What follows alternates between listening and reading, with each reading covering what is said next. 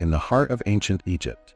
Over 3,000 years ago, a land of mighty pyramids and sacred temples, there was a kingdom ruled by powerful kings, or pharaohs as they were known.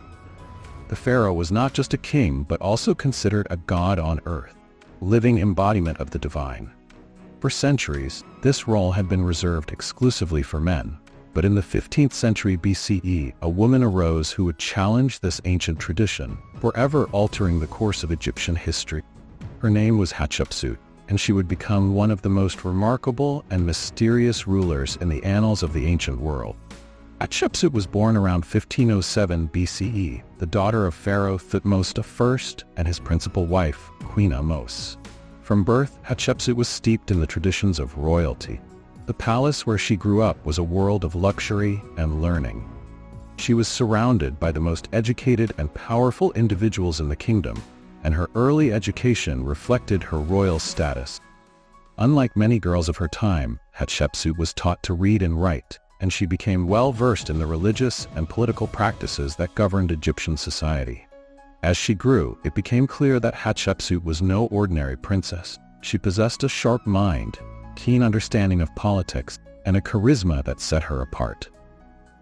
Her father, Thutmose I, a warrior king who had expanded Egypt's borders through military conquest, recognized these qualities in his daughter.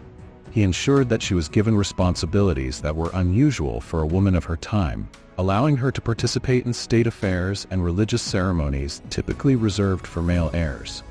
When Hatshepsut reached the age of marriage, she was wedded to her half-brother, Thutmose II, in accordance with royal custom. Their marriage was not born out of love, but rather a strategic alliance to secure the royal bloodline. Thutmose II was a weaker ruler compared to his father, and his reign was short-lived, marked by few achievements. His early death left Egypt in a precarious position. The throne was to pass to his young son, Thutmose III, who was born to a lesser wife and was still just a child. Tradition would have dictated that Hatshepsut, as the widow of the pharaoh, serve as regent for the young boy until he came of age. But Hatshepsut was not content to merely serve as a placeholder. She saw an opportunity to seize power in a way that no woman had done before. With the throne effectively vacant, Hatshepsut began to consolidate power. She was already well respected within the court and had the support of many influential officials. But she knew that respect alone would not be enough to legitimize her rule.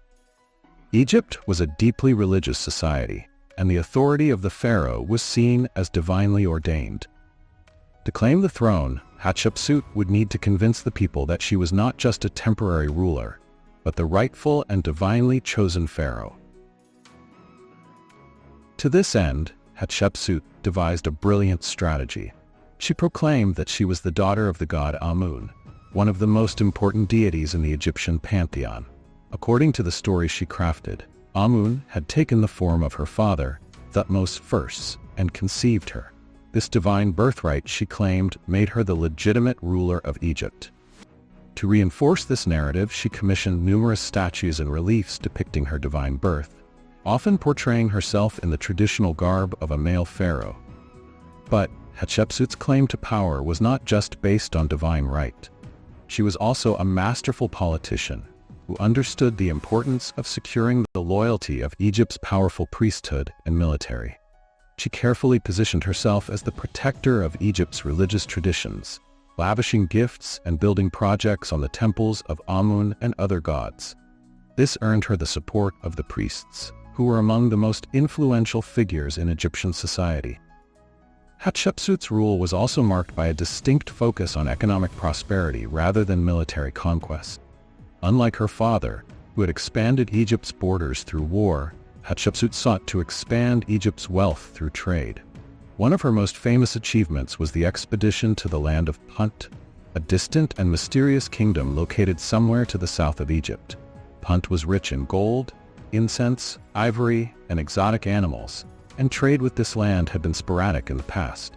Hatshepsut's expedition to Punt was a grand affair, involving a fleet of ships and a large entourage of soldiers, diplomats, and traders. The journey was long and perilous, but the rewards were immense. The expedition returned to Egypt laden with treasures, including gold, myrrh, ebony, and even live animals such as baboons.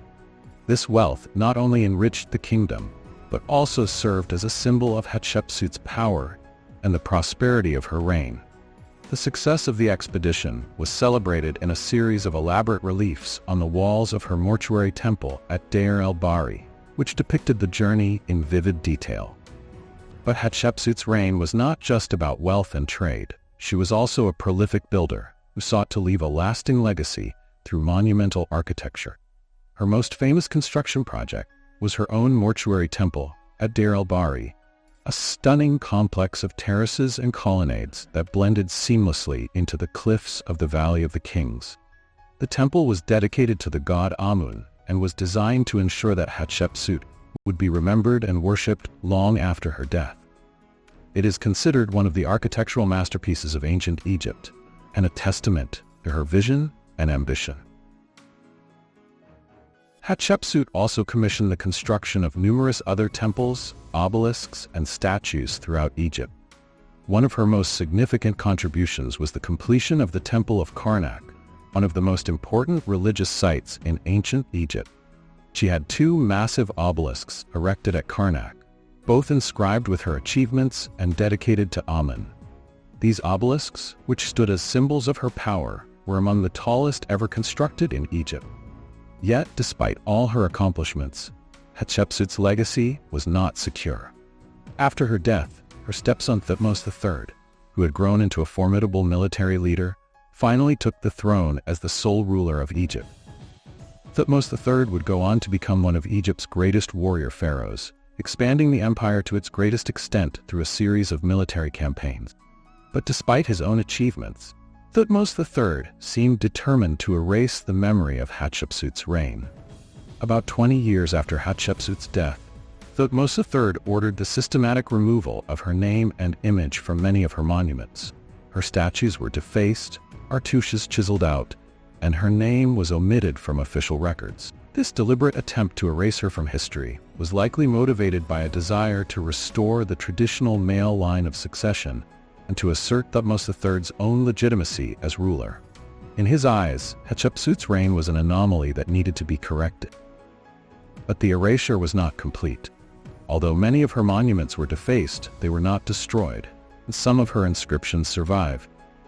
Over time, Hatshepsut's story began to resurface, pieced together by modern archaeologists and historians who uncovered the remnants of her reign. Today, Hatshepsut is recognized as one of the most remarkable figures in ancient Egyptian history. A ruler who defied convention, wielded power with skill and intelligence, and left a legacy that endures to this day. The tale of Hatshepsut is more than just a story of a woman who became pharaoh.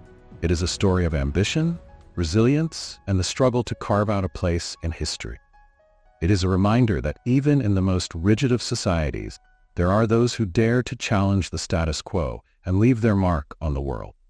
Hatshepsut's name, once nearly lost to history, now echoes through the ages, testament to the enduring power of one woman's vision and determination.